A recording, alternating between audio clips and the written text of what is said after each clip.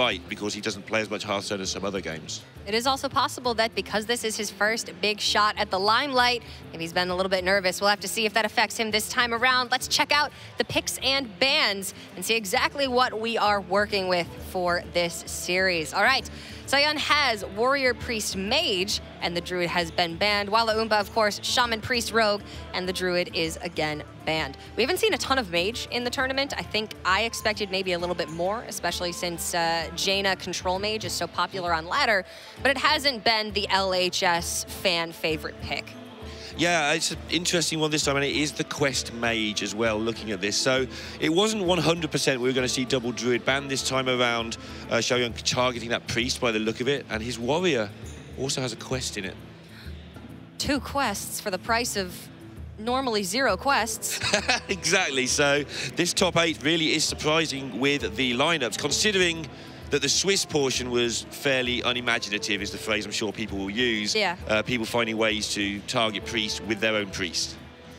It's very, like, you've seen a lot of the same stuff in the Swiss format.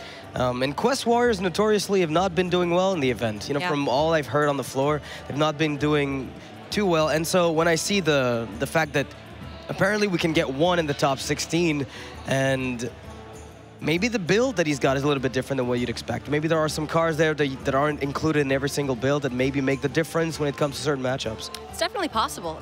Up until this point, the only real Control Warrior that we had seen was Terrance's, which was a Dead Man's Hand Fatigue Warrior with N'Zoth, and that took Control Warrior to the absolute extreme.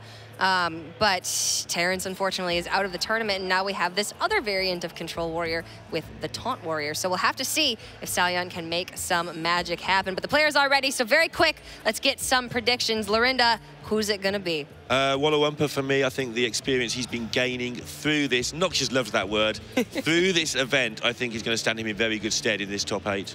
Yeah, I'm going to have to go with Seohyun just because the decks are also kind of interesting. We haven't seen them before on stream at the very least. And there's an Exodia Mage, and I've been waiting to see one of those come up, and this is it. I may have to give the edge to the Quest decks myself. I think we could be a little bit surprised there, but we are ready to get into the series. So Seohyun versus Walaoumpa coming up.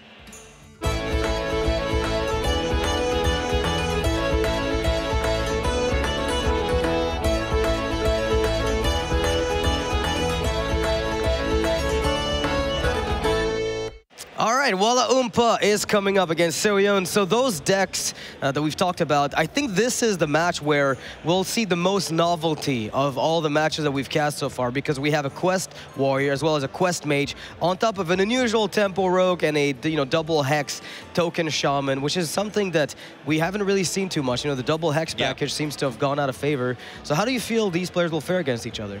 I mean, both of them will have not prepared very well for each other. Like, these lineups are both obviously designed to take on the expected meta, and they've done very well getting to the top 8, but they're going to have to think on their feet a little bit here. They will have had all night to prepare, and again, Walaoumpa being a pro in other games will have got his preparation down really well. Know nothing about Seohyun, I'm sure that getting to top 8, he is also well prepared. Yeah, well, let's jump into the game and see exactly what they're leading with.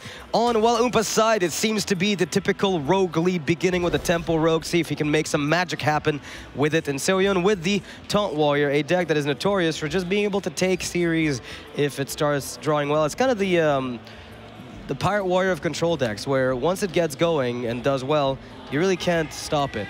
Against Rogue, I don't know how you're supposed to defend for too long without weapons, for instance. Yeah, there are no saps or anything like that in this deck. It's a minion-based deck so that you get the most out of the princes. And so the start from Walaoumpa is possibly going to be a problem. It looks like his hand's going to be okay, but he has to develop. Everything he wants to do with his deck is done with the minions, apart from double hallucination, I think, a backstab or 2. So the double brawl in Seohyun's deck here, we're going to try to get back that middle game board as soon as Seohyun is able to fight off against Walaumpa's tempo. Then it's just a matter of time before he wins the attrition war. We saw him throw the quest there, of course looking for weapons. You need to deny that rogue any and all board stay. If you can do that, then you're going to be in good shape. And he definitely has those early weapons. No hurry for anything else.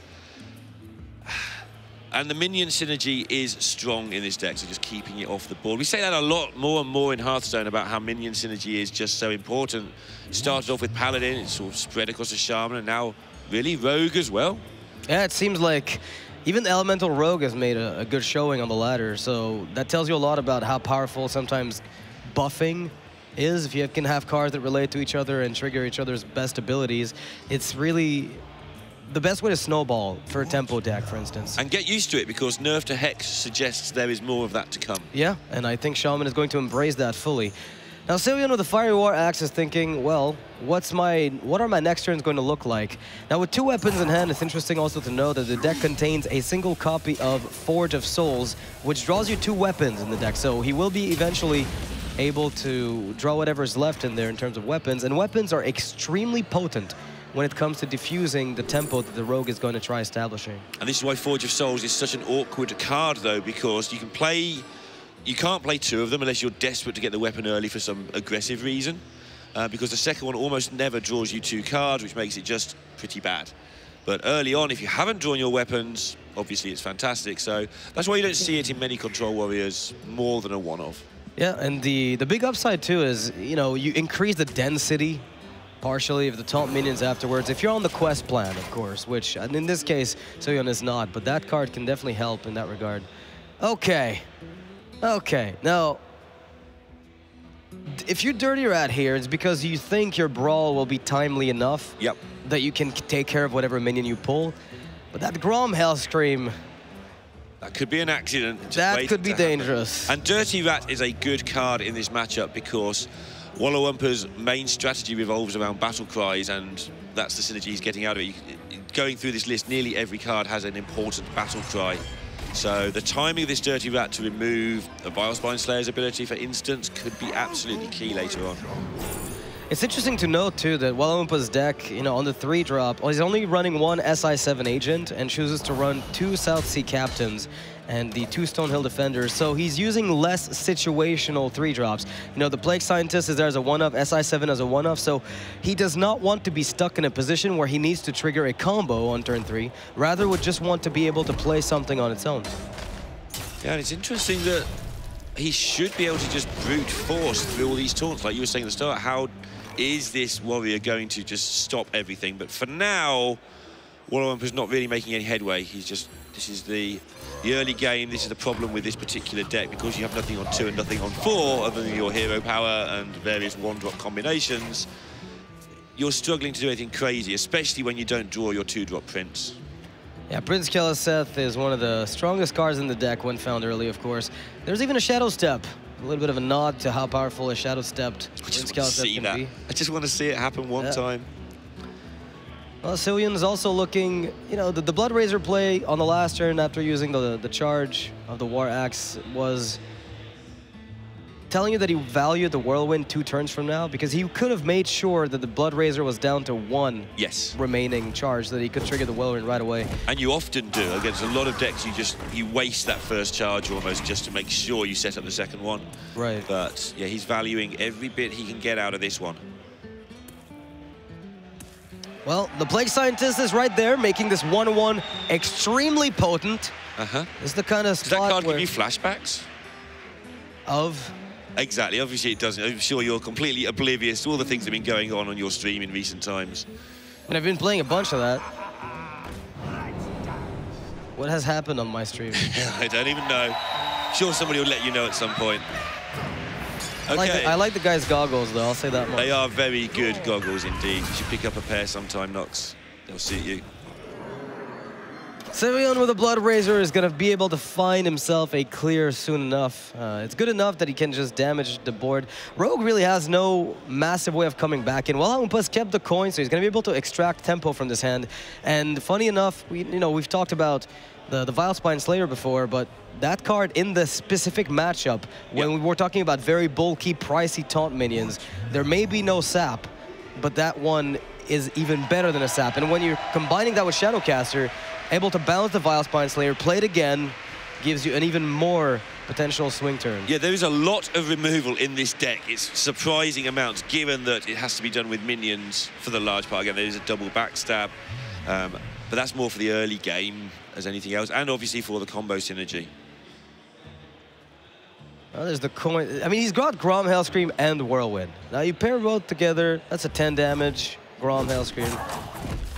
it can be useful. And now that's going to be an uncleared board, and the Vilespine Slayer will be able to take some tempo back for Walaoumpa here. Assuming that's what he wants to go for. There's also the Shadowcaster, play another one-mana Plague Scientist, trade. It almost feels like playing against a Reno look or a Highlander deck. Even though there's plenty of 2-drops in the deck, they're also disorientating. You're just not used to playing against all these different cards in the Rogue, and it's, if you've not played against it a lot before, which who has, because I think it's his own build for this tournament, you can really just be put off guard with what do I play around next. You've got to remember to play around all these cards. Obviously, they have the lists, but your instincts of playing around this stuff is like, what do I do? Yeah, I feel like the way Walaoumpa built his deck reminds me a lot of the way Zalay builds his decks. It's a lot of, a few one-ups here and there that make sense, but they're not so common that you just end up with them stranded into your hand. So I really like the way the decks were built by Walaoumpa. Now, Seohyun has been holding on to that Dirty Rat, and he's got the Brawl. That's kind of an emergency button. The question, of course, is, well, is it necessary now? There's the Armor Smith play with Ghoul. This is going to do the trick. Yeah, it's interesting. He knows he's going to rip a big minion at this point because Walaoumpa has no spells in his deck, as we keep saying, so the hand is full of minions. The small ones have gone in the first 6 turns. You got a good feel for roughly how this hand looks at this point. Yeah, you can't expect the bursty Grom Hellscream. That's the one thing you just will not know about.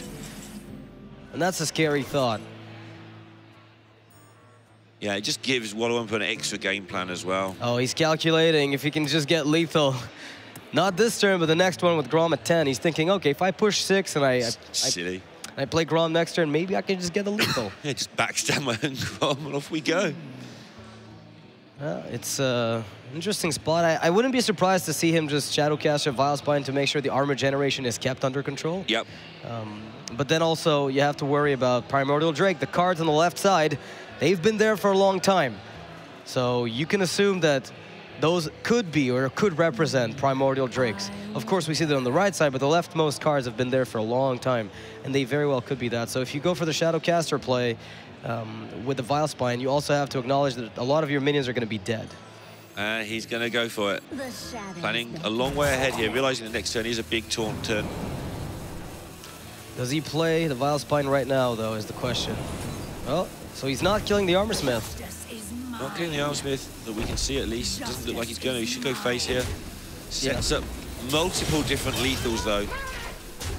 But it's not going to quite work for him just yet. Armor Smith will trade itself away after the Drake comes down, if there is a Drake. And we're talking about lethals here. Nothing's happened in this game. No, just little chip damage, 3 attack here and there. Seohyun's been using his weapons to clear up minions, so he's been taking repetitive damage from the same sources. So very little minion count, but just enough that Brawl's not effective, or at least not very effective. They're just small, and they just keep chipping away at that health total. And now the big stuff's going to come up. I mean, he hasn't even got to the meat of his deck yet. He's about to get going pretty much next turn with the cards that weren't originally in the deck, but, you know, who cares? Here we go. The Armor Smith is going to generate a little bit of value. Walaoumpa does have the Vilespine. He's kept it in hand for this specific moment. Knew that he could go for the Bog Creeper plus the 1-cost Vilespine. Massive tempo swing, and he still maintains Grom Hellscream as a potential kill on the following turn. So very, very well executed by him. And this is a result of his planning.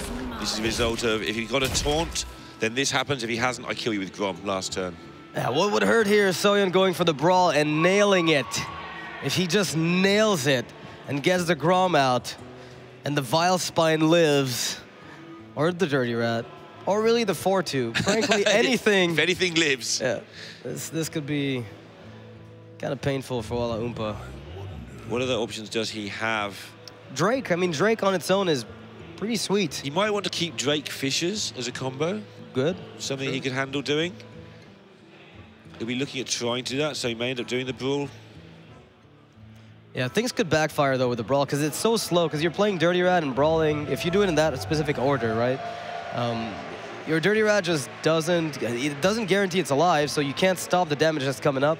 And if one of the minions is, say, a Cobalt Scalebait, or the Bog Creeper, or something even bigger, let's say, that could backfire. He doesn't have any good options. It looks like he is going to go for the one that is going to turn out the best for him.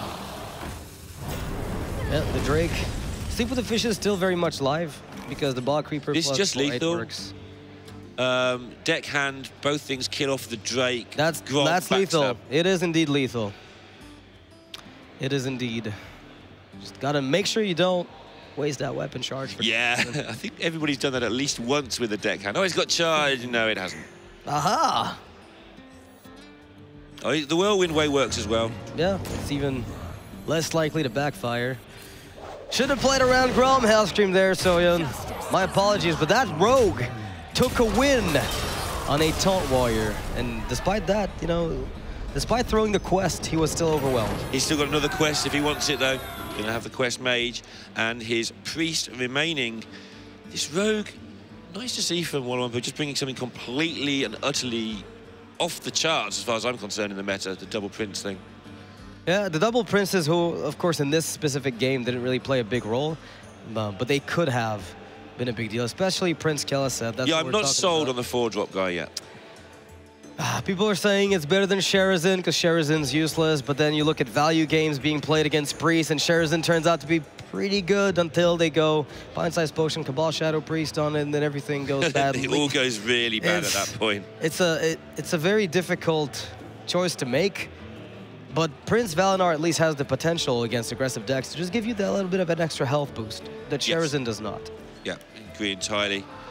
And the whole curve is weird because you've got only one 2-drop, only one 4-drop, and making it so you've got the right numbers of 1 and 3s to make sure that that deck can actually work. Obviously, your hero power is a static 2-drop that you always had when you missed. We talked about that yesterday. So it's just a turn 4 that's a little bit awkward. It means you have to play a bunch of 3s.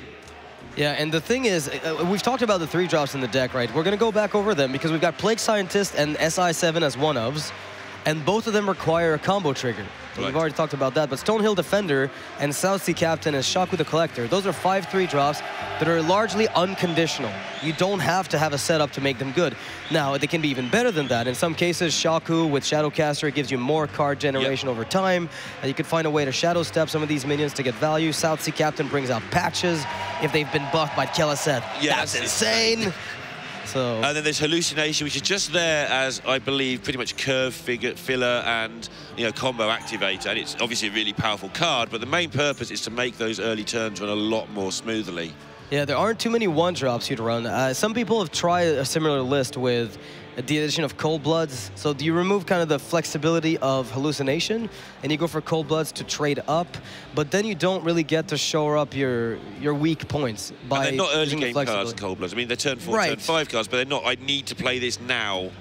So like you've been saying, all the early game cards are less conditional, and you've left all the conditional stuff like Vile Spine Slayer and Cobalt Scaleblade until much later on.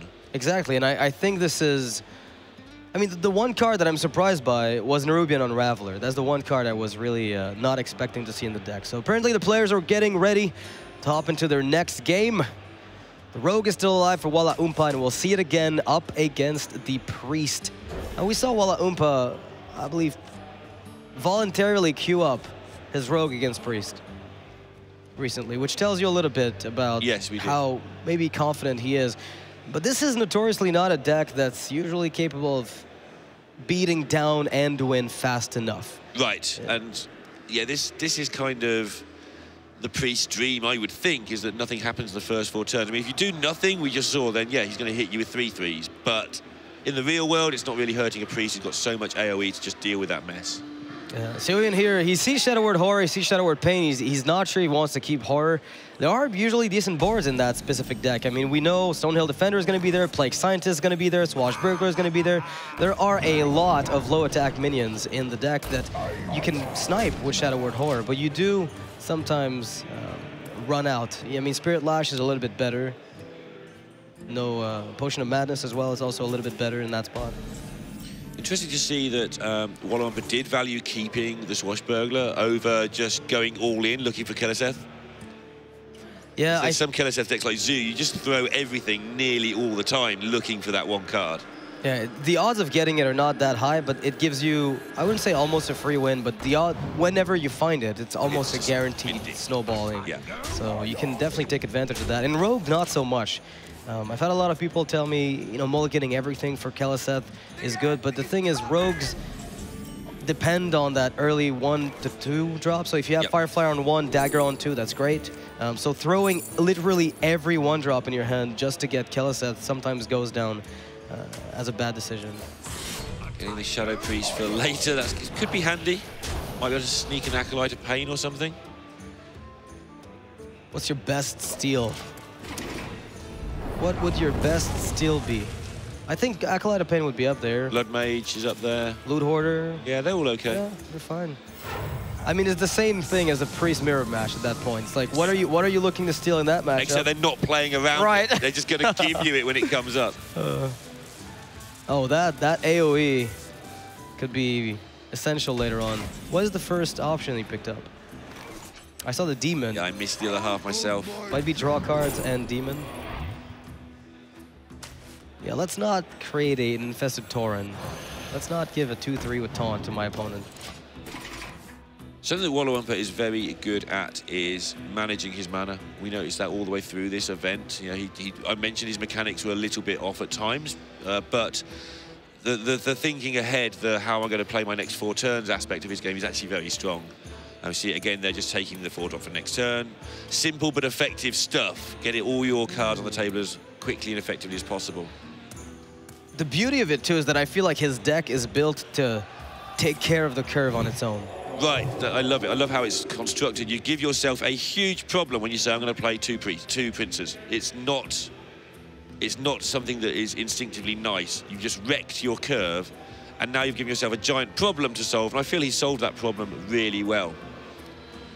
Yeah, Cobalt Scalebane also not a card you tend to see too much in those quote-unquote tempo rogue decks. It's more of a mid-range card and not so much of a tempo card, where you just kind of play it and hope it accumulates value. Tempo-wise, though, it's not one of the best cards in the game. And now we see that Shadow Word Pain was used on a 1-4.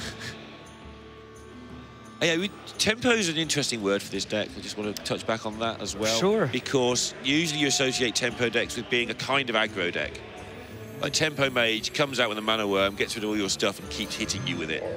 That's that's the normal. This isn't quite like that. This gives up the first, say, 3 turns and then becomes a tempo deck. It tries to come from behind almost. Well, that's the reason why backstab is kept in the deck, right? Yeah. Is that you can get those little swashbuckler openers, and then you get the backstab with that. You're creating swing turns, preparing for those. Yeah, so it's happy to fight on level terms, yes, unlike most tempo decks, and then it just swings it, and then it becomes a tempo deck from turn 5 or 6 onwards. Oh, this could be a disaster. Seohyun just got punished by Dragonfire Potion. He's gonna drop the Acolyte of Pain. We thought this might happen, and this is not going to be fun. It's oh, no! This is tempo. Yeah, letting you play on curve into the best target, having wasted your turn playing the card. That's about as much tempo as you can get. It's like a 12-mana swing on top of the card advantage as well. So we might see Seohyun just try to get back that 1-3 with the Potion of Madness. It's painful, no doubt, but all he has to do is survive long enough and find the clears like Dragonfire Potion that are going to give him the ability to stay in the game. He does have Pint-Sized Potion and Shadow Word Horror. Usually that just cleans up everything. If something that with small attack gets above by Bone Mare, bam, we're back to square one. We can kill those without any problem. And he does it. It was only his only option really, and Walaoumpa actually seeing the funny side of that, but yeah, he's still got a lot out of those 2 turns. All right, and now we can see Walaoumpa definitely going to be considering wiping off the Raza with the Vilespine Slayer. It's a little bit of an off-curve play if you're going for the Flame Elemental into Vilespine. The alternative is to just go very wide by playing SI as a 3-3 and then playing the Vilespine as you're on 8 mana. I like protecting the Cleric here. I think it's worth quite a bit, yeah. We saw the damage the Rat nearly got done with just 1 single Burgly Bully in a deck not designed to keep hitting you. This deck's designed to keep hitting you, so if you've got something out there that's going to be a distraction to your opponent whilst you're setting up the rest of your stuff, yeah, just do this. It comes down to, do I want a 3-3 or do I want a 1-2 in this spot? And he doesn't value the 1-2 as much. I mean, he still has another Vilespine trigger with the Shadowcaster in hand. Now Seohyun is going to have to find a Dragonfire Potion sooner rather than later. Could Shadow Visions for 1 if he wants to. He can still soak up quite a bit of damage with that greater healing. Yeah, plenty of time. Yeah, this is the great resilience of the Priest, but these minions are big enough. They're a little bit like Paladin minions now. Half of them are Paladin minions, Bomares, where you do have to make sure you take care of multiple awkward boards. There's the Dragonfire. That's good. It leaves the first copy left in the deck, so this is one that is going to have been created by Shadow Visions. So Seohyun can still draw to more board clears later on, and he still has the Shadow Word Horror pint-sized potion combo that will kill off anything with 5 attack or less. So yeah, a few clears there and not taking a beating yet, still with a healing potion. He should be able to stabilize, but you'd also think Walaoumpa should be able to get at least 1 or 2 more big boards out of this, so nothing certain at all in this point. Seohyun is trying to figure out how much he wants to perhaps let the opponent overextend before he commits to the board clear, right? That is going to be also on his mind. Nice. And he chooses to hold on to the Dragonfire for that exact reason. European Unraveler not particularly useful here. I think Walaoumpa is just going to pass this back.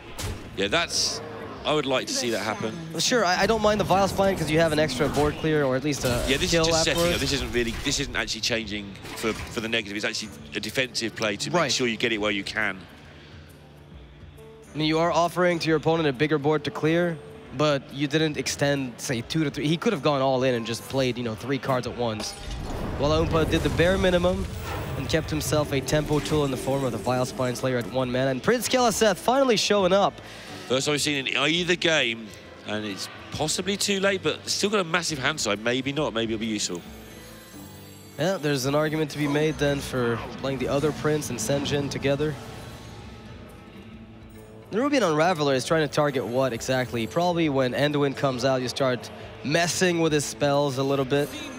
So, all right, you want to play Powered Shield? 3 mana, have fun with that. Yeah, sounds okay. Doesn't sound particularly amazing, but sure. Does slow quite a lot down, actually, in terms of just comboing you out, to be fair. It does slow them down, but this game for the rogue player is more about keeping the board.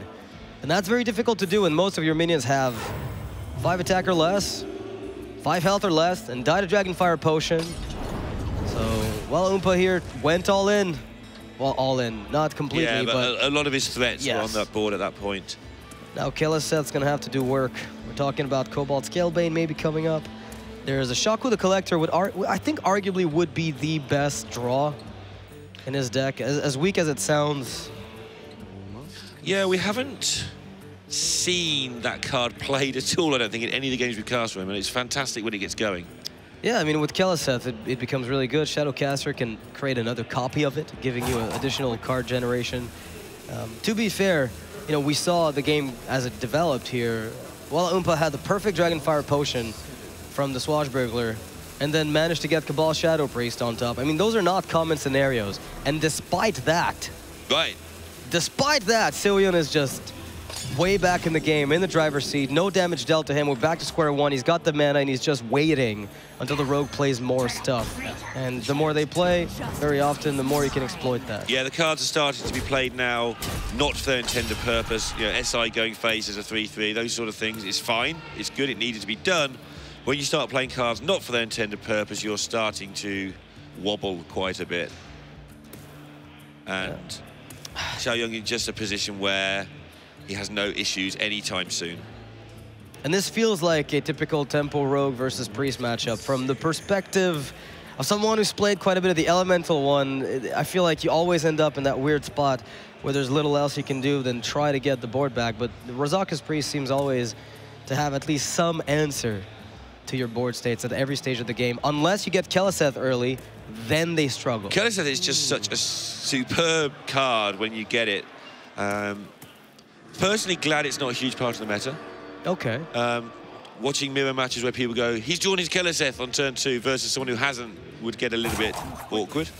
But he's drawn his Shadow Reaper. But I'm also glad that it is, I'm also glad that it is playable as a card. I think he's occupying that good spot of, you'll see it sometimes, and sometimes it'll do things that, oh well, it won a game. But overall, I think it's good it's playable. Yeah, I wouldn't want to see hundreds of mirrors of it, though. If Breeze didn't need 3 drops, we might see the print that copies cards just to get another Velen. The Mirage Caller does the same thing without any restrictions. Right. Yeah, Priest seems to do that pretty well when you watch Big Priest. How many times can you cast this same Obsidian statue? Oh, lose count. Yeah. I mean, I guess one of the beauties of Kelsa, too, to just keep talking about the guys. In Elemental Rogue against Priest, it makes your Tar Creepers 4/6s, which means they can't kill them on their turn. But on your turn, they become 2 attack minions, so they're mostly irrelevant, but they survive. And that's enough to get work done against Priest. It makes your Vile Spines 4/5s, they live. SI becomes 4/4, Southsea Captain becomes 4/4. That's actually disgusting. I had a look through this. This deck's not quite as all in on the 4/4 plan as that, but yeah, still pretty good. Yikes. That's a steal that hurt. Honestly, everything hurts for Walaoumpa right now. Yeah, the fact that Seohyun's actually got a board is just a timer now. It's buying him time whilst Walaoumpa has to just deal with this, and he hasn't got enough resources to deal with this and he picked up face down the inevitable Anduin nonsense later on. Yeah, that's where things get a bit too complicated. But he's got, at the very least right now, a board clear. And that's more than I had anticipated. I don't know if you keep the other Vile Spine. The 1-mana one, maybe, like, do you trade the 3/3 just to replace it with the Plague Scientist and keep a 1-cost Vile Spine is the question. He's happy with this. I think he realizes this, well, he does realize this is the time to go all in one last time. Yeah. There's no point holding stuff back now. You're down to the bits and pieces anyway. You're not getting another big board ever again after this one. You might as well stick it all here. And here we go. Shadow Reaper Anduins come up. Walaoumpa was waiting for this moment. This is where he draws Bone Mare and laughs, because the Anduins come down before it. Yeah, and then that's where Seohyun just goes, all right, I'm gonna silence this real quick. I'm gonna keep doing my thing. Yep. I'm not a picky still priest. On 33 health. Yeah, doing amazing here. Got the board nearly completely cleared up. 35 health. Rogue is lower on health and has got little to no power plays. But this could cause mayhem. Yeah, if there's a way back, it is this card. Doesn't necessarily, still doesn't really swing it, but there are 1 or 2 pickups that could, like you say, cause absolute mayhem here. A Shadowcaster to make another one of these. This could be funny. It's funny how when you're talking about Hearthstone, not you, anyone talks about Hearthstone, you always want bad things to happen because they're interesting. Yeah, it's like somebody's having their life ruined by this thing we're laughing about, and all casters want it to happen. It's acceptable. Nobody personal, yeah, it's because it's more interesting, it's more fascinating to see the stuff that can happen. All right, Shadow Word Death from that Shaku. Just do it! That's not it. I know, Geode. You had one chance. The 2-drop that never really was. It tried. I thought this card was bad when I first saw it. It had a second win for me with Knights of the Frozen Throne because we had the Shadow Ascendant. Another 2-drop that was semi-decent, so if they started buffing each other, you could get, some semi-decent work done. But then you realized Druids had a board of, 15 worth of stats.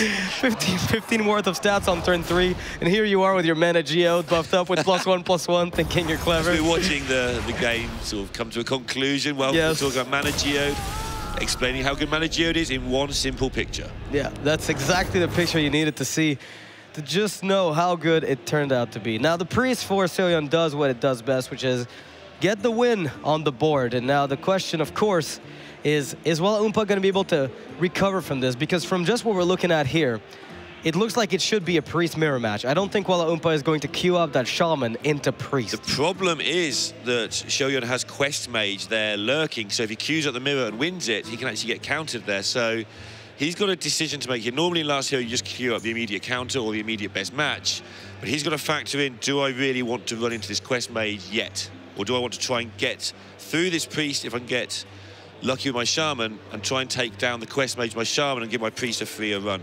Yeah, it seems it's a bit difficult. The Shaman could actually... I wonder which of the 2 matchups is worse between Exodia Mage and Priest if you're the Shaman player. I have to assume it's going to be the more AoE heavy deck, which would be the Mage, but at the same time, Priest just seems to dismantle Shaman across the board almost no matter what. Yeah. He's got to queue it up at some point. I don't think it makes much difference. He's still probably going to get that matchup if he wins eventually, the Summer match. Walaoumpa going to try to get that Priest out of the way. Rosda to chain for both players, and comes down to who gets Shadow Reaper and win early. We've had upsets where somebody got it first and the other player managed to stay in the game and stabilize through very heavy healing means and then come back later. But that means you've gotten a lot of chip damage through the board. So if the board sticks around, you can sometimes come back with it. But otherwise, it's very much down to the Shadow Reaper combos. As you put it yesterday, a lot of posturing in the matchup. Yeah, we saw it earlier. I was saying to Falcone that the same thing, the minion stuff doesn't matter. And the Rats tried really hard to make it matter with that Burglary Bully. He went very hard on protecting that the whole time. Looked like he might get it done, and then it still was just posturing. Yeah. It still just turned out to be whoever drew the combo still won. You increase your chances through the board state as much as you can. This is interesting. See, like Radiant Elemental is very often kept for the later stages of the game where you can get some of the better combos with it, with Lyra at the very least, and maybe Shadow Reaper and win. But in this spot, it's one of these openers where you're just trying to get onto the board. And I believe we've seen teams do something similar yesterday where it was all about the board. So you just went and played a bunch of minions, tried to get onto for the tempo, basically. And then you've got the other side of the playstyle, which is very much the Muzzy approach of wait for my Mind Blast, Holy Smite, hoard up my cards, kill you, and then... And some of that is, factored into how the deck is built. So Muzzy's is built to just cycle, just get to that easy finish if you get there. Whereas these, we've got a Burglary Bully in Seohyun's deck. Again, no Mukla in this one. Yeah, I mean, everything else is pretty standard. There is a Tar Creeper in here as well. That's not always tech. I think it really comes down to... we also saw yesterday in Zale's deck, we saw a Cabal Talon Priest, which is amazing at making these little tempo plays very powerful. When you get a Radiant Elemental, the Talon Priest, things can get out of hand pretty quickly as you accumulate higher health minions, maybe through a Kazakus Potion by turn 5. When that happens, then you can actually just get about 20 damage worth of power done. It's really difficult, though, for the guy who's on the board to guarantee it to stick, because the deck on both sides is extremely packed with removal. Yeah, the interesting card on the other side, on Walaoumpa side, is the Elise. That can allow you to empty your hand a little bit earlier than we've seen Zale do a lot of times. You empty your hand a little bit quicker than you'd like, because you know that Elise is going to refill it, and you get quite a lot of cheap stuff from Elise. A random Hearthstone card tends to be about 2 mana. Yeah. Yeah, there's the weight of, you take the average, but you'll get a 2 mana, a 3 mana, or 1 mana card, that sort of order, and then you'll get some big stuff to go alongside it. So it doesn't matter if you're getting your cheap stuff, because you just get it back. Now, Walaoumpa with a 4 damage AoE potion could clear up most... actually, with a 4 damage AoE plus 5 damage single target, can actually clean up this entire board. And he found Shadow Reaper Anduin, so he's got all the pieces at the very least to get the damage done, so it's down to whether or not he thinks it is worth it. He might go for the Shadow Word Pain trade. That's a line of play. Kill the Tar Creeper. Yeah, we're just seeing the opposing sides. Walaoumpa is making the effort to keep this hand up, and I think we may see him just take more damage than you would expect, because he knows he can deal with it later. Your healing spells are not that useful if you don't take any damage. You might as well use them as a resource. He's going to just mitigate some of the board presence that's available and just keep Raza on the board to then kill with the Kazakus Potion, saying even if you power shield it, I don't mind. And based on the way Seohyun's been playing, getting on the board, trying to get those minions down, as we've been talking about, that tells Walaoumpa that he'll have probably the card count advantage going into those later stages. And if he can just clean up the board as it comes up, then he's not going to be that far behind, even if Seohyun is trying to seize it. Yeah, he is looking in such a great position right now. And still on 22, not facing any particularly scary stuff. I think he's trying to get to the point where he Anduin's first, and then drops Raza afterwards, so he doesn't have to blow his own Raza up. Yeah, that's kind of the idea. And actually, he did it by mistake in one of the rounds, talking about his mechanical issues at right, the Velen, was it Velen that died? I think he blew his Cho'Gall. Minions. He blew up his Cho'Gall by mistake, having not attacked with it or anything. Again, not a strategic error, just a straight up mechanical whoops. Yeah, but then again, in that match, we also asked, does 7 damage really matter in the mirror And we did ask that. It didn't seem to really matter. Yeah, it does probably at the very end, and it can. But in many cases, Prix end up nullifying the 7 damage at some point, since they already are wasting so many hero powers. As we see right now, Walaoumpa, you know, if he just heals himself every single turn going forward, is going to have a pretty good time of this. Interesting decision here. Chance to blow up his own Raza. He had the chance to coin out Anduin, would have wasted the coin, but would have not. It would have mitigated the Doomsayer turn. Like you have to take a turn where you miss a turn when you play Anduin. You could do it there and get it over with. Of course, you don't get to kill anything, but what are you trying to kill anyway? Yeah. And Walaoumpa here, again, the card count is on his side, since Seohyun ended up using a ton of his own cards earlier in the game. They're both on the Shadow Reaper Raza plan, so none of them has a clear edge. Yes, you can look at the health discrepancy, but looking at the card count and the quality of them... Yeah, the Velen and the cheap stuff is going to be very rapid here. Yeah, exactly. Things can escalate quickly in favor of Walaoumpa just based on the texture of his hand. Yeah, I don't think he's quite got lethal yet, but next, because he's got the Holy Smite as well with the Velen, that's just 8 damage for 1 mana. Yeah, plus the ping, so that's adding an extra... So this will be the turn where he spams the board with any minion he can get his hand on, trying to set up the Velen, and also maybe get a little bit of chip damage from the minions, but the real damage is coming from the Pew Pew. Is the name of this hero power? I like that. Okay. Can we refer to this deck as Pew Pew Doin? Probably. I think people will definitely know what we mean. And yeah, he's just going to get stuff out there to try and get any damage for next turn through, because it will be very close to lethal damage. Okay, with 11 mana available. The coin is, again, the fact that it represents 4 damage is absolutely insane. I love the coin's history and the interaction the coin has with Hearthstone. The number of people who start playing, they don't like that it's a spell because it does something bad to them. And the more you play, the more you think, actually, I like how this interacts with the game. This 0 mana spell you only have half the time. It makes things very interesting. The coin's meant to catch you up from being player 2. It's meant to be powerful. Walaoumpa chooses not to play the Acolyte of Pain, I'm guessing because he's afraid of it being stolen by his opponent, as he hasn't really seen any of the theft cards. He had Potion of Madness, Cabal Shadow Priest, still not played. Ooh, Burglary Bully. All right. This is something to be... You have to respect the bully. Just trying to work out if there is 24 extra damage after you Velen. Velen's 4, coins 4, smites Velen 8. is technically 6, because you can ping first, but... Yeah. Oh, actually, with the Blood Mage Thalnos, it might even be a little bit more, since you're getting double spell damage from it. So 26... 10... 14... plus 10, it's 24. And then does he have enough mana to play another spell? I think he'll be 1 hero power short of doing it. Yeah, but I don't want to that's lie. how I feel as well. I think he's 1 mana short.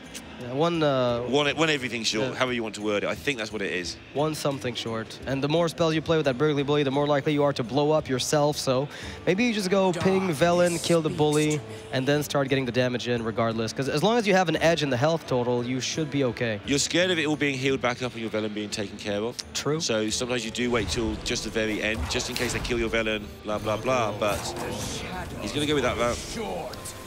Yeah. And because it's not lethal, he's actually just going to take care, like you say, to make sure that this coin edge doesn't happen. Okay, does not play Blood Mage. He wants to play with Spirit Lash later. Or not. Oh, you're saying you're scared of it's just another card you don't really want stolen? Yeah, but if you keep it for Spirit Lash, then it actually becomes good. But here he just wants to maximize Velen damage. So he's done more damage than he needed to.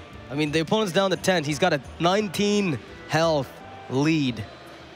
Also, if he gets to cast all of his spells, assuming they have targets, he has lethal damage without the Velen next turn. Right. So as long as he keeps getting valuable cards, cheap ones, they'll just be able to make it happen. It's the only big worry would be something like Greater Healing Potion coming at the last minute, or Priest of the Feast coming out, and a bunch of spells being added to it, so where your health lead is not as meaningful as it seems.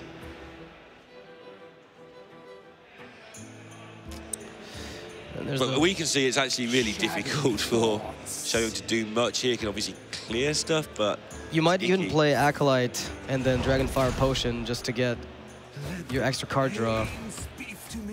Sure, I mean that's perfectly acceptable. Yeah. It's also there's the Venom, so gives him the hope, I think, is the only phrase you can use. I don't think it's going to actually amount to much. So targets all around here. No death target. There's really no difference between the Tar Creeper being killed or not, unless you plan to live for 2 turns. Because the Tar Creeper deals 1 damage, which means it's still exactly 5 pings. Yeah, that will do it. Just do this now. And it is going to be the game for Walaoumpa as he picks up a cheap spell that gives him more cheap stuff. So all you had to do there was just play your hand. Turns out that works well. Going to be 2-1 ahead with Priest done. Priest mirror obviously so huge in the format, but it's going to walk into the Quest Mage.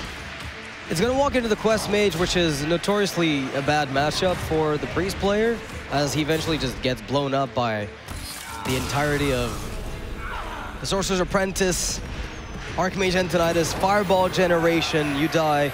The big question, of course, is how fast does the Mage get the combo? I feel like usually around the 10 cards left in the deck mark, after they've drawn about 20, is when they can start. I don't know if it's on average, but I feel like that's when the combo just goes. Yeah, it gets there quickly, though. It has card draw to get to that spot. And against the Priest, it rarely has to worry about doing other things. A lot of the times you can't Arcane Intellect on turn 3 against some decks, or 4, because you're trying to stop them killing you. But you don't have that concern when you're playing against Priest. You can actually give the Priest problems to your Arcanologist and all that mini stuff, whilst you're buying yourself time to do the real win. Ice Block is really difficult for Priest to deal with. I mean, they can technically kill you, but if your Ice Block is threatening to then be followed by, I'm going to take an extra turn and kill you. Yeah, I don't care if you can kill me. Exactly. Do 48 damage to me. It's not going to kill me, and that's all that matters. Yeah, and we see the list here from Seohyun is a little bit interesting. It's got the double Cold Light Oracle, not an automatic inclusion in many of these quest decks. And Simulacrum, also a 3-cost spell that lets you copy a minion in your hand, the lowest cost one, so you can get yourself an extra Apprentice if you need to. So this is a deck that is very much, I mean, it's been built very many different ways. Cold Light Oracle against Priest is actually not a bad card. Yeah, I'm thinking, yeah, this is an interesting mulligan decision. I don't think you keep the glyph. You want to find Archmage, in my opinion. You're looking for those wins. Just get Archmage, because that's the thing that can go wrong the most. Yeah. It's just Archmage bottom card can just provide so much difficulty. All right, Seohyun with the quest, open the Waygate, they said. Walaumpa's going to begin the beatdown with his handful of minions with this. Don't think it's going to work. It looks a bit like his rogue deck right now. Yeah, a little bit like that. Some utility minions and no 2-drop.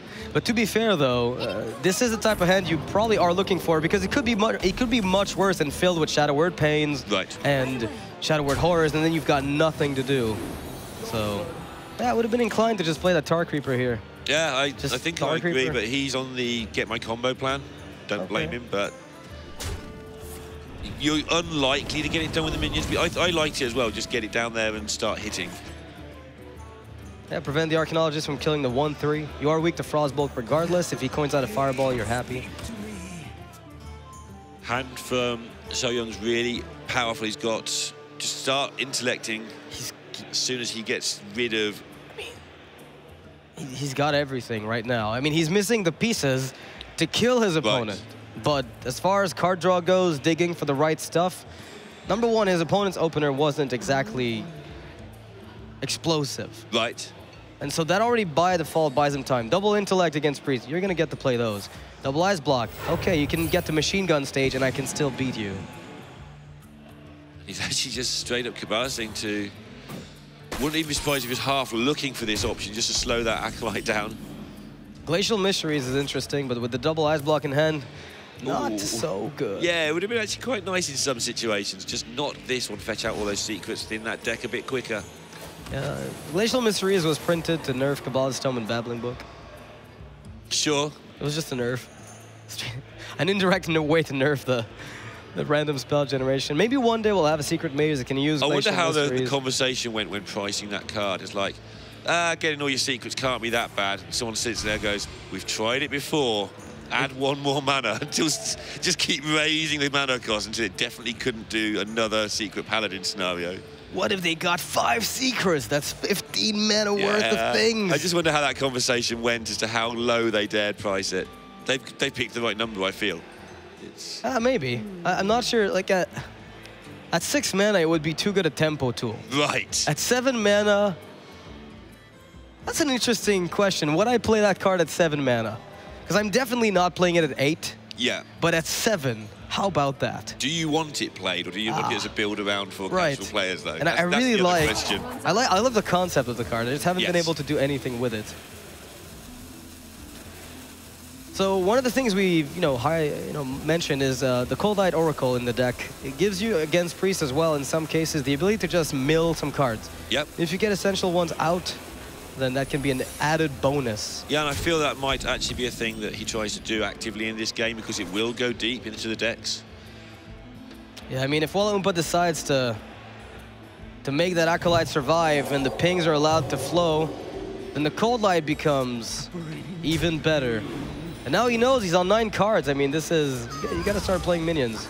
Yeah, a couple of shots at it. We can see that both Anduin and Raza are still occupied in the deck somewhere, doing whatever they do when they're waiting. And the apprentices on Seohyun's side, as well as the Archmage, are also doing the same thing. There is in the deck as well is a Ghastly Conjurer, the card that generates a mirror image. Very strong card to add to the roster of Exodia Mage. I think he's the enabler almost, even though it's only played as a one-off most of the time. It's a card that guarantees you do the quest and buys you that extra turn you often need against an Arcanite Reaper. Yeah. I mean, you don't want to run this into Pirates, but if you have to, it gives you some sort of hope. It also always annoys control players that are trying to play the beatdown. Like, this deck may not be designed to be the beatdown, the Priest that is, but when they do get on the board, they want to get the damage in as soon as possible. And if you're just creating 0/2s for them to handle, that's another turn for them to wait. And in that way, it kind of acts as a Frost Nova of sorts. Yep. So Seohyun assembling the pieces, Walaoumpa not really getting his pieces just yet. Potion of Polymorph is available, so if the big minion is played, if a big minion is played, Walaoumpa is running straight into the potion. He's gonna opt to play the Tar Creeper, it seems like, to check for Entity and to check for... Yeah, you check for Entity and accidentally check for Polymorph. That seems to happen to me a lot. Entity's usually one on your mind because it's one that actually gets played sometimes and it's really dangerous. But by playing around Entity, you usually accidentally play around the Polymorph. We're going wide on the board, hoping to get that beat down started, because we're on the ropes here. This mage has been digging, and he generated card with Kabbalist Tome, so you can't afford taking too much time to get the job done. All right, Glacial Mystery is now 100% useless. Now we're done. Like, there's nothing left in that deck. The Glacial Mysteries can't pull. Yeah, just cast that for 8 to advance your quest by 1 later on. Not going to happen. Well, to be fair, if there's a matchup where Mage gets the time to do it, this would be it. Sure, I don't think it's going to happen, but yeah, it's a thing that he might have to do in some situation. We keep drawing on Walaumpa's side. It's like digging for the combo pieces, not finding them really. Yeah, I mean, he's got a lot of cards gone, though. He's going to start drawing them sooner than later because there's just not that many cards to go. Keeping up with the Mage in terms of card draw. And Seohyun has been very reluctant to use that Cold Light Oracle to dig his own cards because I think every turn that goes by seems to favor him. That's how he feels about it. Yeah. And now the potion that was acquired from Kazakus costs less thanks to the Radiant Ellie, and it deals damage as well as buffs the minions that he's got on the board right now. So he could use that to just solidify his board lead. It's one of the few ways in which maybe he gets a chance here. Yeah, it restricts Seohyun to those freeze effects. Of course, his deck does have them. But Doomsayer is not particularly good against Priest because the Priest doesn't have any other targets for its Shadow Pains and such like. You can just save them for the Doomsayers all day long. Yep. And so it is just a case of freezing to buy time rather than freezing to Doomsayer and win. That freeze seems like it's more and more likely, but you know, he's had opportunities to draw more from his deck than he has so far and didn't really seize them. So This is going to be a very slow turn. Buying time with the freeze is good, but if you can't follow it up with another one, it's a little bit weaker. So he's going to have to find another one in the glyph, ideally. Simulacrum, definitely a card you want to see here. Yeah, he's going to have plenty of Sorcerer's Apprentice options. Still doesn't have the Archmage handy, and does have some questions being asked of him with this collection of garbage that is hitting him in the face. Collection of garbage. Thanks. Thanks, says the Ooze. Yeah, I'll get a letter from the Minions Union in the morning complaining about that phrase, but... That's okay. They have no feelings. Sheep have feelings. You're right. But the Acolyte likes to be hurt, so, I mean, you can just... Yes, something go at it. Guy. More minions to throw... Yeah. Into the fray to die to spells. If there is AoE, which you kind of expect at this point. It's a meat grinder. Just throw the crab in there if you want to, but... Anything that lives through Flame Strike is worth a consideration. Yeah, and yeah, he's just going all in. Does he have any reason to protect that 7th spot? Quite often that's a mistake to leave that open. Your Velen, for instance, in some situations, but if this lot's still there when your Velen's relevant, you've won anyway. Yeah. It really comes down to how relevant Velen ends up being, which, as it turns out... There's 16 attack collected on board. And no Nova. I mean, Seohyun could pick it up right away and drop the Doomsayer, buy himself an extra turn again. Yeah, Walaoumpa's shown good knowledge of this matchup to even get into this spot. Heavily unfavored, of course. Started very slowly. Ended up not playing the Tar Creeper exactly as he could. Had it for Potion of Polymorph, which of course turned out to be a blessing. There was no way to predict that. So still got himself on the board, and now, because of the way the deck is built, I mean, Seohyun does not play Flame Strike. That is true. There is no Flame Strike, so this Cabal Shadow Priest is even safer than it seemed initially. There are only 2 Novas and 2 Blizzards, which is fairly common in these builds. Cold Lateral Cold changes everything. Simulacrum for the other apprentice.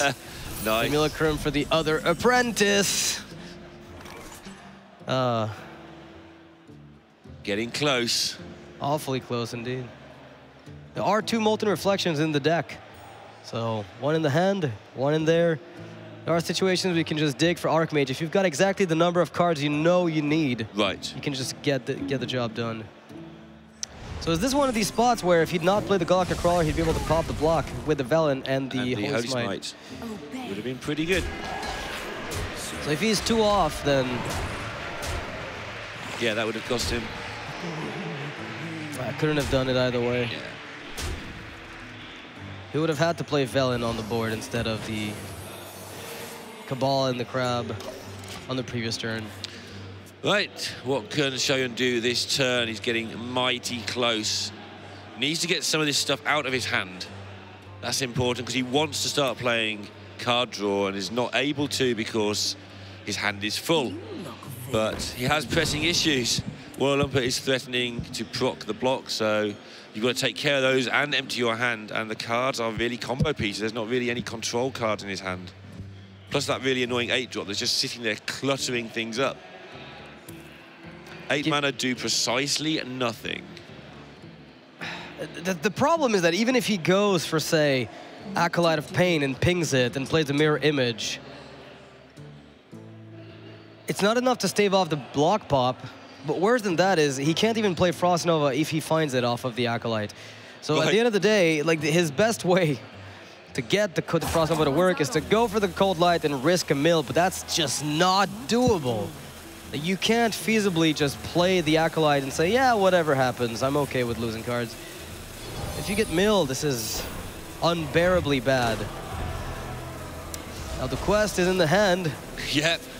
Can't afford losing anything. So he's going to go for the Molten Reflection and dump 1 of them because he only technically needs 4 apprentices and he's got 3 in hand, 1 reflection in the deck. It does add a little bit of stringence to the fact that if he wants to win now, he needs to get not only the Archmage, but the Molten Reflection number 2. Yeah, this might be one of those games where you just go for it and see. How close is he to fatigue as well is one of the questions, right? Like, if he's high in card count, then, you know, Cold Light's not a big deal. But if you start milling yourself, that's a problem. He's got all the Glacial Mystery is just, you can't even, you just, look at that card slot it's taking up. You can't Cold Light because of it. It's just a straight up nightmare card. It's like something from one of the adventures or something where, you know, they just slowly fill your hand up with stuff to stop you from having a hand. Have we had that yet? Like well, there have been adventures where you just get a bunch of stuff and sometimes your hand is too full. Yeah, I just like to put a straight up like black card in your deck that doesn't have any numbers or anything, or you just can't cast it at all. It just sits there and slowly fill your hand up with those till you're down to 1 card a turn. Slow down, Satan.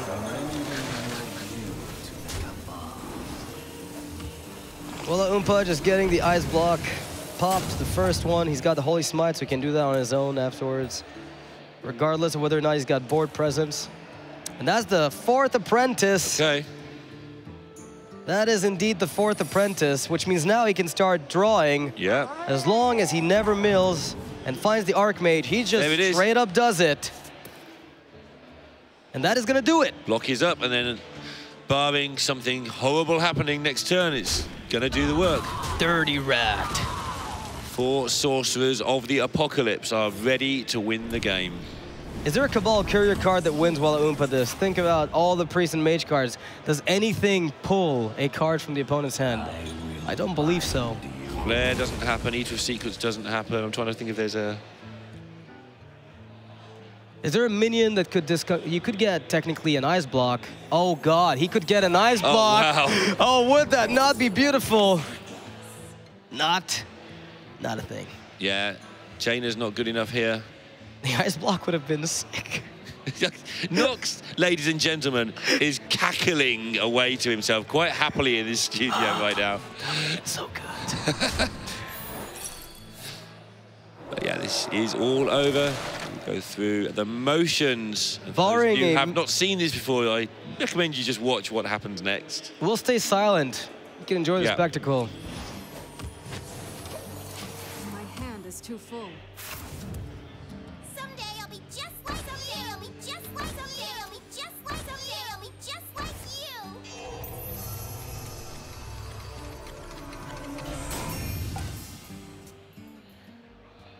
You require my assistance? Aha! Aha! Aha! Aha! Aha! Aha!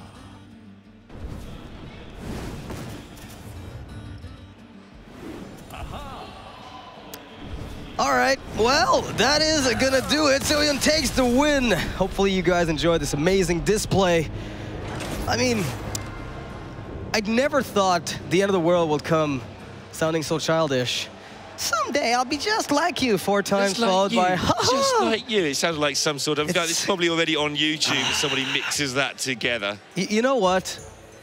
I think that's the worst part is as you hear the cards come down, it's got this effect on you where you're preparing for the aha spam and you can't stop it. All it needs is the old Jaina sorry to go with it just beforehand. Just your opponent goes, sorry, just like you.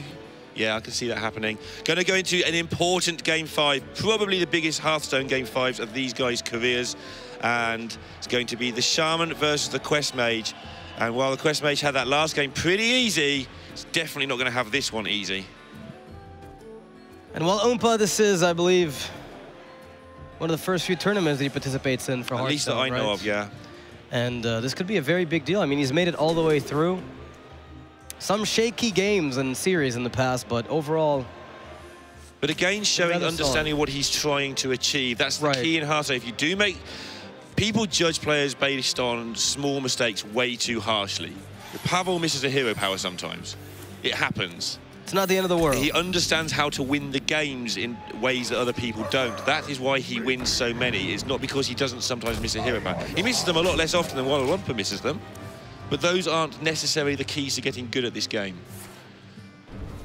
Now, Seohyun's going to try to mitigate the the board state. That's what you have to do against the deck. I mean, once you get to the turns where you've got double Blizzard, you're good to go. But let's mention, there's no Flame Strike. So there's Frost Nova, Doomsayer, no Flame Strike. So at some point, he's going to be exhausted. And if Walaoumpa is able to keep a refill with, say, Doppelgangster Devolve after a board clear of a plethora of small minions, then he can have a shot at this. Yeah, Seohyun has a good hand for this, though. That double Acolyte with Blizzard is about as good as you could hope for against this matchup. Oddly enough, get a totally different hand and totally different requirements to the matchup before.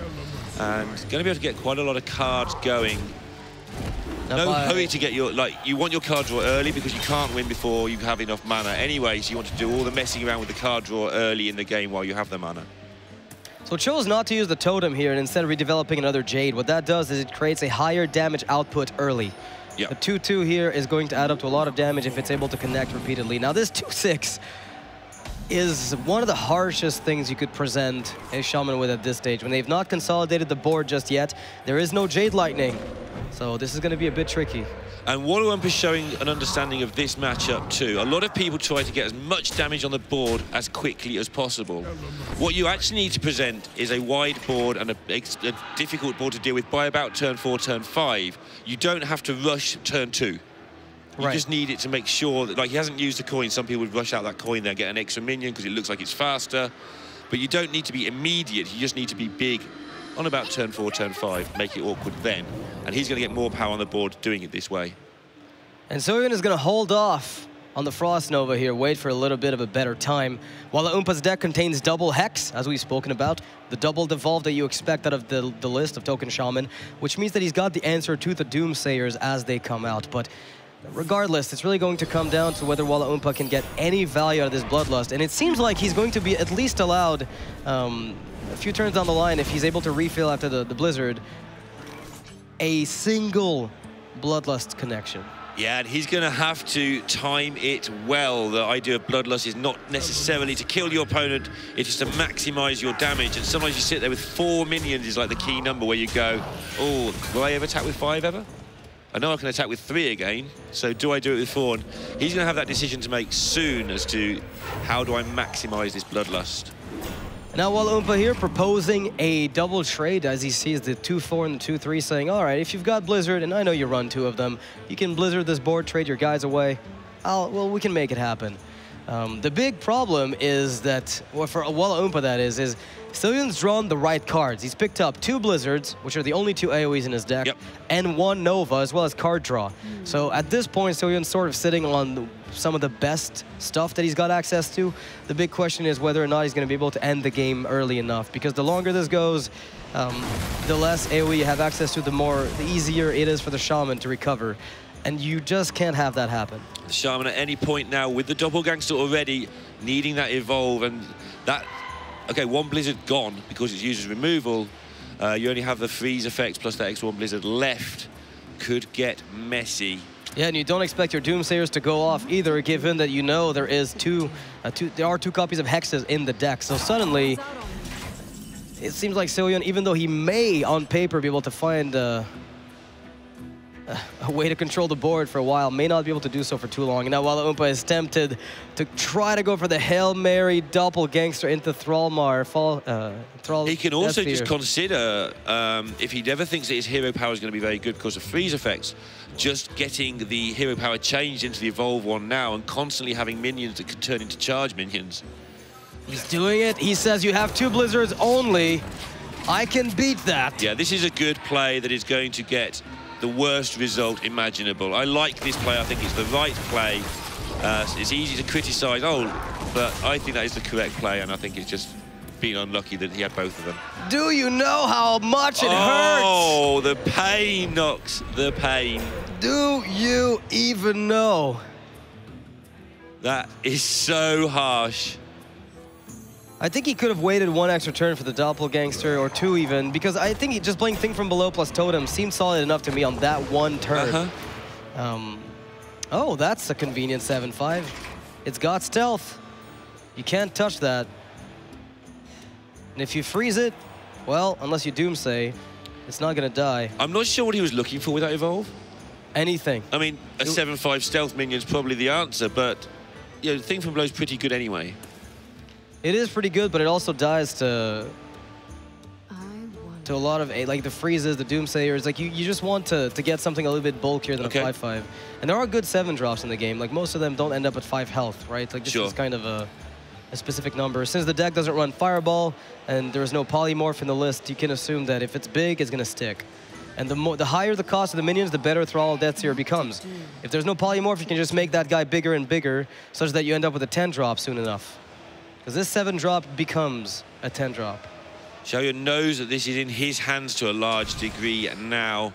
1 or 2 more things to negotiate, though, because even Bloodlust with these 2 minions is a lot of damage. But he is going to have some time, which he didn't expect, most likely.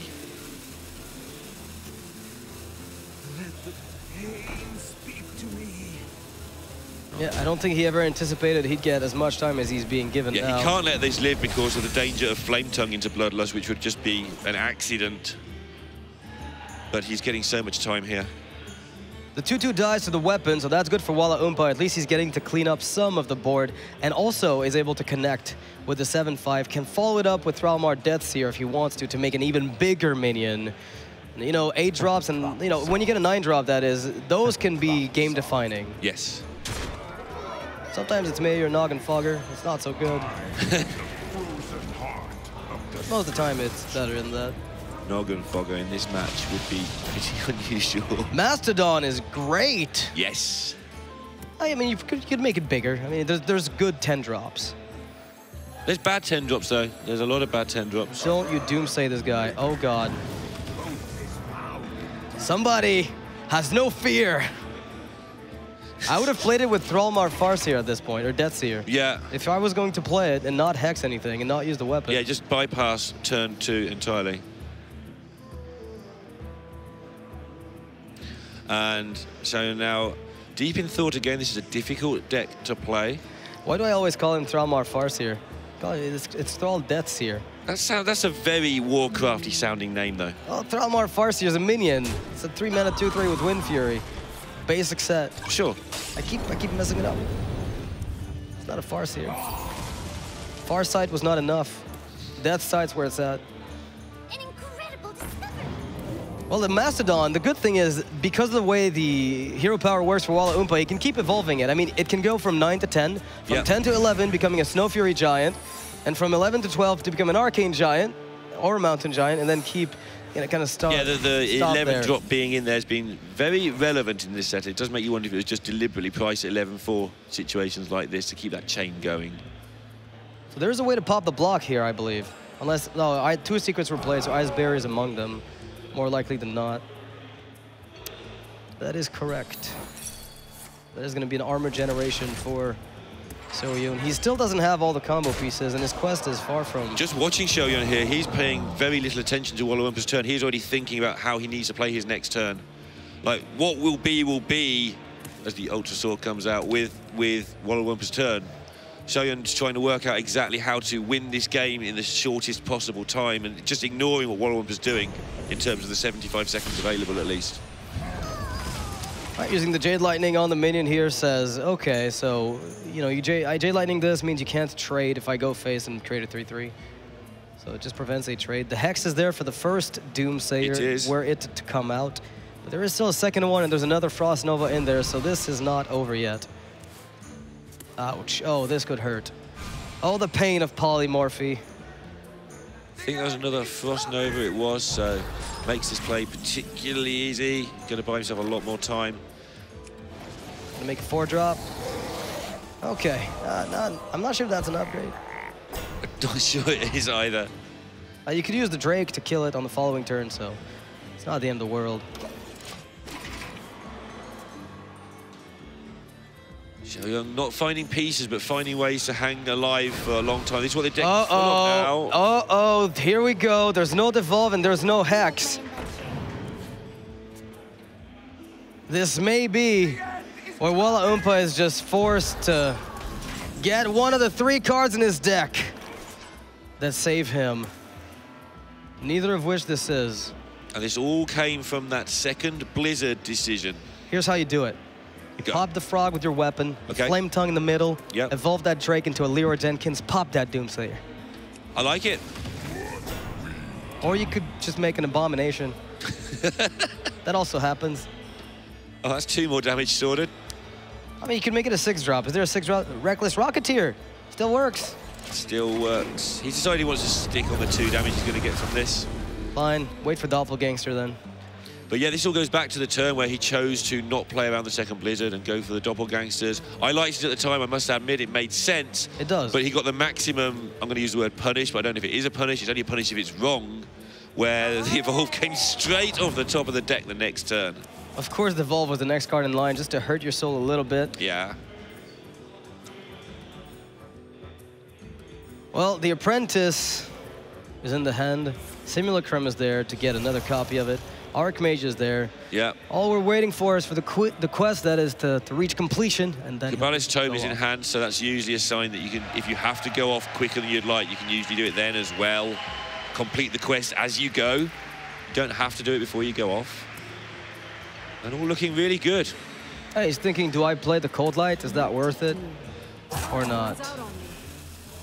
I mean, he would end up at 10 cards, so he'd have to dump at least a Frost Nova for no reason. And this is why Hex doesn't always get played in this deck. It's like a little bit like Innovate in Druid, except Innovate is so punishing you play it anyway, like early on. But it's the same thing. Late on, this card is kind of doing nothing if you're behind. I mean, it doesn't matter because there's nothing in the Mage deck that'll kill this. Right. We've established there's no Frostbolt, there's no, you know, there's really nothing. Wow, those are just not the Evolves you wanted to get. The Evolves you're looking for in any way or form. I would have killed the 2/2 with a weapon at this point. Unless you're worried about your board getting frozen. But no, you just offer a ping to the opponent and have 1 less minion for the evolution. Because if you can maintain Goya, you get a 7-drop. If you can just keep her alive, you get a 7-drop out of it. But I don't think it's going to matter. Seohyun has countered his deck, knows what's going on, and this, I think, is guaranteed. It may require something mathematically ridiculous from Kabbalist's Tome. Is possibly bad. Like it's 3 8-drops or something from it. Yeah, 3 Glacial Mysteries. Not much mystery about the last one. It didn't do anything. The only mystery is what to do with it. Now the Devolve's gonna hit. That is possibly the single worst line that could have been taken by Seohyun. It seemed good, but it was terrible. And Walaoumpa is like... The Blizzard was so unnecessary, and the punish is arriving off the top. Oh my God, Walaoumpa's just like... Okay, thank you. In shock. I mean, he still hasn't won, so let's not call it done. How does he do this to his opponents? I don't know, man. He got greedy with the Blizzard, thought he'd just get everything. This is extremely painful for Seohyun, but he didn't have to play the spell that costs too much mana, because now it's just, he can't do it. And he spent so much time checking and rechecking in between turns that this not is at the end. Absurd. He got a little bit carried away. Let's put it that way.